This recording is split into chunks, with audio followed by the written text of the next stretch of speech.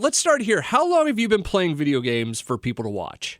For people to watch. So I started my channel in January of 2016. Okay. So it's like my 4-year anniversary, I guess, like just came last month or whatever. Well, congratulations. Oh, thank you. I'm glad I made it this long and my blood pressure didn't like spike and kill me or something. Let's see. Right now I'm looking at it, 782 million views of you playing video games. Yeah. Is that hard to believe? It is. But like, it's weird because, how do I say this? Like, obviously there's a snowball effect and stuff like that. Yeah. But I don't know. You don't go in with any kind of like expectation like that. Like, it's impossible for me. I'm sure there's like some corporation out there that has like 100 employees where they specifically make content for the purpose of like getting as many views as possible. Yeah. But like, most of what makes YouTube cool is that a lot of it is just like some schmuck in their backyard, like videoing birds, and then they'll upload the video and it'll get like 5 million views. I don't know. It's just like a thing. It's just like you never set that expectation. It's amazing what people watch, right? It's amazing what people watch. Yeah. I stumbled across a new one the other day. It was Haircut Harry, and the dude just gets his haircut. Well, and that's the thing. I have this conversation with people, and they're like, that's incredible that you can play games and people watch it. And I'm like, man, I stumble across channels all the time. Like my new favorite thing is fishing channels. Really? When I was real young, I used to watch fishing on TV, and now I watch like no TV anymore. But now I get to watch these kids and stuff like that fishing, going all around the world, fishing in these different lakes and stuff like that, and doing like Google challenges where they just pick like a body of water and see if they can catch a fish in it. I don't know, like that's so random, but it's just entertaining to watch, and there's tons of stuff like that. So at what point for you was it that the channel really took off? What was it that really set the, caused that snowball effect, like you said? Like, if I had to attribute it to one thing, so there's like these different levels, I guess, that happen. Like in the beginning, you start and you have like one view and it's your wife or whatever, and that's pretty much it. I know the feeling. Well, then that's basically how it goes, right?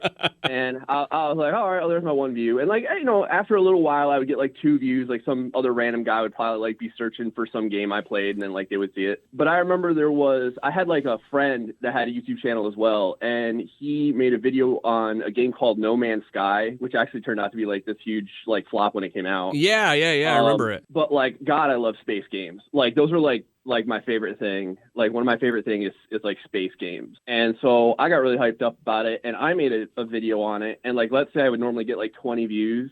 That video got like 1,000 views. And I was like, what? So that was like the first little change where I went from like, a couple like 10 views or 20 views to 1,000 views. So every couple of days I would make like a new video about like some new information, almost like a news thing. And I was like, this is really weird. Like, there's like all these different levels of YouTube. I never thought that this would change things so quickly. And I did that for a while, and then the game came out, and it was bad. And I was like, well, what can you do? So I was looking for something else to play, and I wanted to play like something that I could like do for a while, like something where I was building something or, like something like that. Yeah. And I found this game called My Summer Car, and it built itself as like, a very realistic auto building game where like you build a car. And I was like, oh, that's cool. You put a car together, you get to show people all different parts and stuff like that. I was like, I'll play that. And I played that game, and that game was not at all that. Like what it was an experience of agony and like crazy, ridiculous, intentional glitches. Like, I would step on the gas of my car, and my body would go flying out the rear window and kill me. And I'd be like, son of a bitch. Why? I just got this car together. And it was like permadeath. So it didn't even save all your progress. That's wonderful. And like, I uploaded this video because I was like, I'm not uploading this video. I just like ruined my life for 3 hours. People need to know. And I went to sleep, and when I got up, okay, so normally remember I was getting like 20 views, and then I would do like No Man's Sky stuff, and it would get like 1,000 views. I woke up and this got 50,000 views. Oh, wow. And I was like, what the hell? And, so every couple of days I would kind of like make a video on it and other things like that. And like it kept doing well. And I don't know, like I do a lot of research into this stuff, like just like the way that YouTube works. Yeah. And from there, I knew that like I had to keep doing what I do. Like you can't just stay in one spot forever. Otherwise, you just create like an area where you can't ever leave. Yeah, it's a small game, so I can't do that game forever. So I kept playing these other games, and that's I don't know. I just kind of found like my pacing, like my channel isn't really, it's like gaming, but really it's just like stand-up comedy while I'm like playing a game. Oh, really your commentary during the game does make it. Between hearing the adventures of Florida Man, or I've watched a lot of the Sims ones.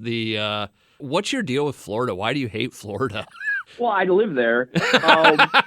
And I think it's not that I hate it. I love it. But I love it because it's so quirky. Like, It's interesting that Florida has become like the superhero of states because of how ridiculous the stuff is down here. Yeah. And it's real. The sad part is, like, I see this stuff like all the time. Like, people like trying to go into 7-Elevens while I'm trying to pump gas, and they'll try and steal like a case of beer.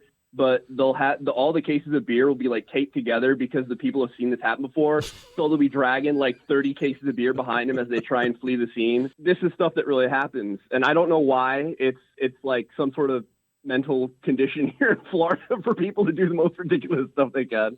Oh, you know what? There's probably a racket out there for you to go play video games in a public setting and just commentate on it. What do you mean, like out in like front of human beings? Yeah, you go out on a stage, you've got a computer and like a projector or something, and you just play video games and talk. And I bet you people would show up. I almost guarantee people have done that. I think like your really big gaming channels, like your Markipliers and stuff like that. I'm almost sure that they've done like live like stand up things like that where they played in front of people. I'll bet that's a thing. But I don't know. But the reason I made my channel is because of the flexibility of like being able to do it at home. Yeah. So it's weird because like I wouldn't want to do that. You know what I mean? Like I prefer to be in my little office here, kind of doing it when I want to do it and stuff like that. I get you. Instead of having a schedule, I guess. I'm really bad like that. Gray from GrayStillPlays on YouTube. We'll have links on the website for all this. With that, and I don't want this to seem like I'm asking you how much you make, but is YouTube your job, or do you have something else, and this is just kind of on the side? YouTube is my full-time employment now. Okay. Obviously it did not start out like that. You gotta understand, I did YouTube for 16 months alongside of my job, like my normal day job and stuff like that. Yeah. And like the first 11 months I was on YouTube, I think I made like $33. So like it wasn't even enough for me to get paid. Because for Google to pay you, you have to make at least $100, like to even cut you a check. So like it wasn't even enough to like get cut a check for it. YouTube, and I say this to people because I'm starting to get like a lot of like, I call them kids, but it's just because like I'm more like the old dog in the realm of video gaming. Okay. Coming to me asking me like how to make a channel and stuff like that. And the thing I tell them is that YouTube is a game of making tiny numbers slightly larger and then doing that forever. And that's really what it is. Like 1 view becomes 2 views, 2 becomes 4. And then instead of making $10, you're making $50. Yeah. And then instead of making $50, you're making $100. And at some point, you may or may not have the opportunity to go full time. So that's kind of like what I did. Like I did it alongside of my regular job for 16 months. And then it got to the point where I was like, this is that like the weird opportunity that you have to take a chance where like, you're let's say you were a young kid, right? Yeah. And when you're a kid, there's all these dreams that you had where told your parents and they were like, that's nice, honey. You should probably go to school for engineering. And, and a lot of them are like even like being like a radio host or something like that to me is like a dream job, right? That's like a job where like, you tell your parents and your parents are like, yeah, you need to get a real job. And for me, like, I was like, do I want to do this? Is this a dream of mine? And I was like, yes, it is. Like getting to actually like make people laugh and make them happier and stuff like that is so cool. So I was like, all right, I'm going to do it. I'm going to, retire from my old employment. I'm going to do this instead. I'm going to put all my effort into it and hopefully it works. And if it doesn't, I don't know. I did a good job at my old job, so hopefully they'll let me back. Oh, you failed, Gray. Welcome back to these chains. Yeah, I know, right? Well, they'll be like, how's the boot taste? Now, are you married? So but it worked, yes.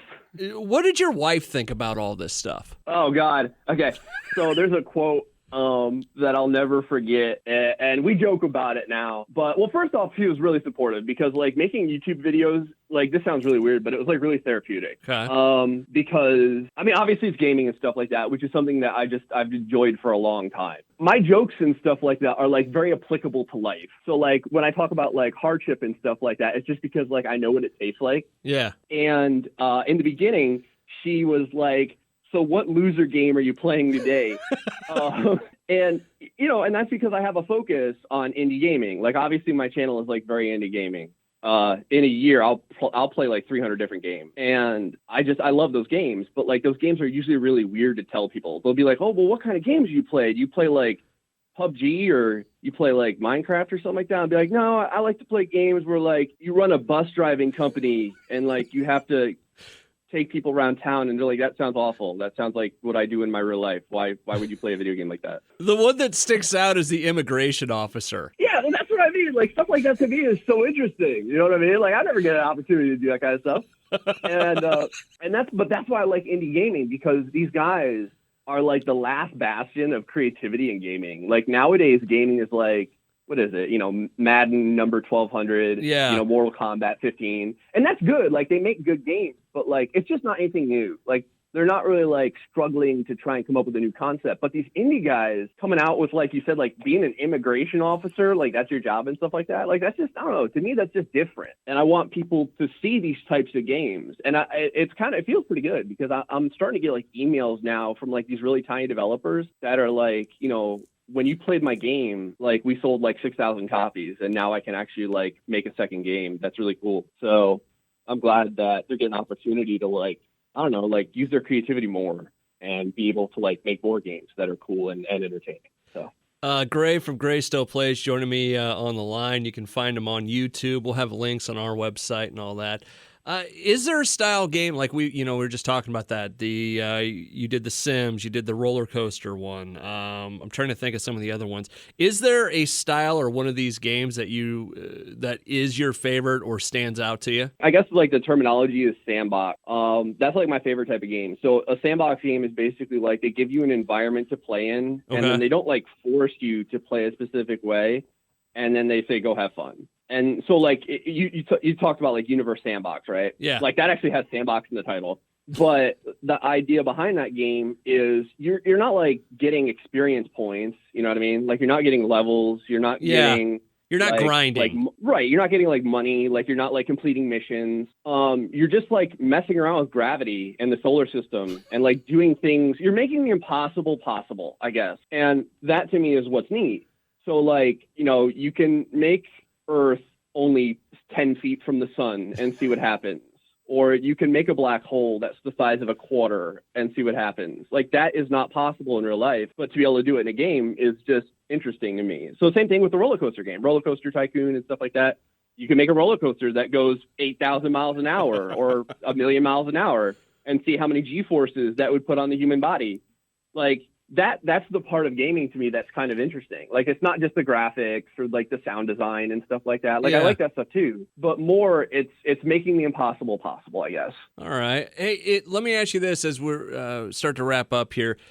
Would you ever think about getting into game creation? No.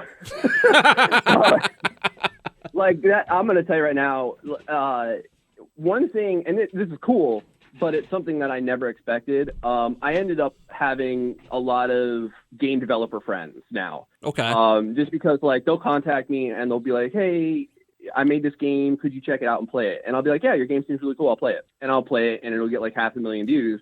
And then they'll be like that, then we'll start talking basically. Yeah. Like, and so I kind of learned a little bit about like their life and stuff like that. Dude, game creation and game development is its own like crazy beast. And it's just not something I'm prepared for. It's like anything else, it's this fantastic thing where you get to make something and you get to show people and they get to enjoy it, but it's also an industry. I get that. They work really hard and there's struggles and stress and everything like that. And I'm just not prepared yet for that. Maybe one day, but it's just not on my plate. I don't have that much masochism in me. Yeah, but you know what? I could see you kind of playing the consultant role, like early game developer. That I would do. I would be a consultant. I would never be the guy that like makes a schedule that like people have to follow and stuff like that, because I can't follow the schedule. I'm terrible at that. So, but yeah, if they were to like to ask me questions like, what do you think would be interesting to people? Is this concept new and exciting? Like, I can do stuff like that, I would say. Okay, awesome. All right. Well, Gray, thank you so much. I appreciate it. It's been, for me, it's been fun because I really do enjoy the videos. The Sims, what you do to those poor people, just amazing. I'm glad that the agony that my little pixels go through brings people joy.